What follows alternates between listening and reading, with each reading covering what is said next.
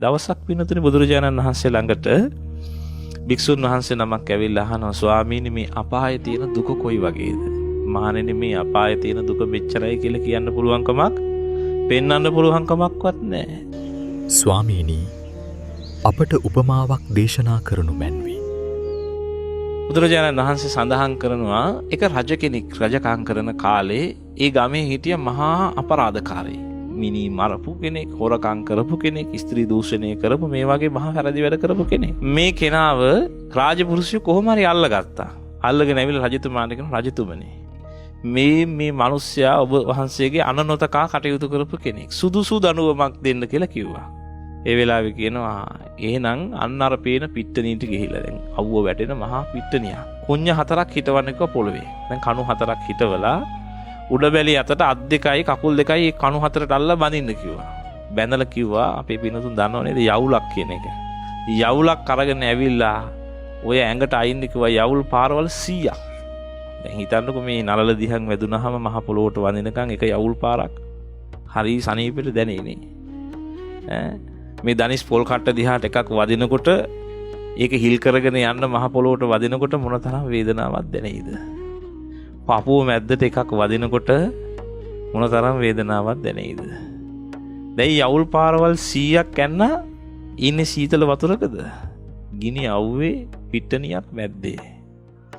මෙහෙම ඉන්න වෙලාවේ දැන් රජතුමා දවල් වෙලාවෙත් හම්බෙනවා රාජපුරුෂයන්ව. හම්බෙලා අහනවා රාජපුරුෂයනි අර මිනිස්සයා මැරුණාද? අනේ නෑ ස්වාමී තාම දඟලනවා. එහෙනම් ආයෙත් යවුල් පාරවල් 100ක් අයින්න කිව්වා. ආයෙත් යවුල් පාරවල් 100ක් යන්න. ආයෙත් දැන් රාජපුරුෂයෝ එහෙම ඇනලා ඉවර වෙලා ආයෙ හවස් වෙලාවෙත් රජතුමාව මුණ ගැහෙනවා. දැන් හවස් වෙලාවෙත් රජතුමා මුණ ගැහෙනකොට රජතුමා අහනවා දැන් කොහොමද ස්වාමීනි තාම හුස්ම ගන්නවා වගේ දැනෙනවා. තාම ගැහෙනවා. එහෙනම් ආයෙත් යවුල් පාරවල් 100ක් අයින්න කිව්වා. දැන් යවුල් පාරවල් කීයක්ද එතකොට? 300ක් ඇනලා. යවුල් පාරවල් 300ක් ඇනලා දුක් වේදනා විඳිනවා.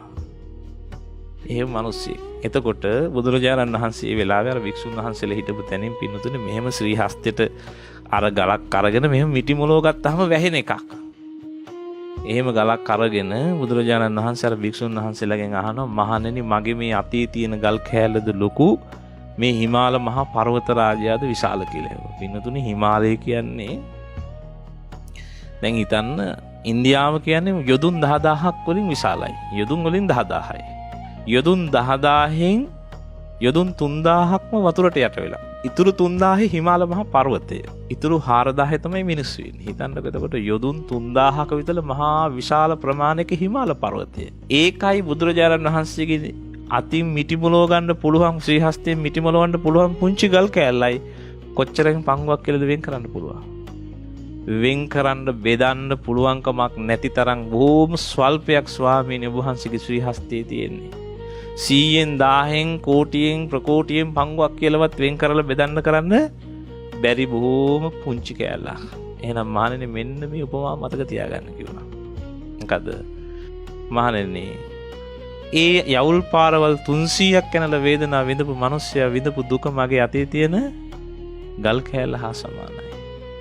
අපායට ගිහිල්ලා විඳින්න වෙන දුක, නිරයට ගිහිල්ලා විඳින්න වෙන දුක මේ හිමාල මහා පර්වතය හා සමානයි කියලා. එහෙනම් මතක තියාගන්න වැඩිපුර කාලයක් අපි ওই දුක විඳලා ආපු කට්ටිය කියලා. ඒ දුකට වැටෙන තියෙන ප්‍රවණතාවය තාමත් වැඩි. එහෙනම් මතක තියාගන්න අදටත් තවටත් සසර බය ඇති කරගෙන කොහොම හරි ධර්ම අවබෝධය ඇති කරගන්න උත්සාහවත් වෙන්න කියන්නේ පින්නතුනේ නැවතත් අපිට වැටෙන්න තියෙන මේ වගේ මහා භයානක අමිහිරි දුක් ඇති මේ මහා නිරයටමයි අපිට ආයෙත් වැටෙන්න වෙන්නේ. එහෙනම් උත්සාහවත් වෙන්න ඕනේ හැම වෙලාවෙම මේ දුර්ලභ වූ සම්බුද්ධ ශාසනයෙන් අපිත් ප්‍රයෝජනයක් අරගත්ත මිනිස්සෙක් බවට පත් වෙන්න.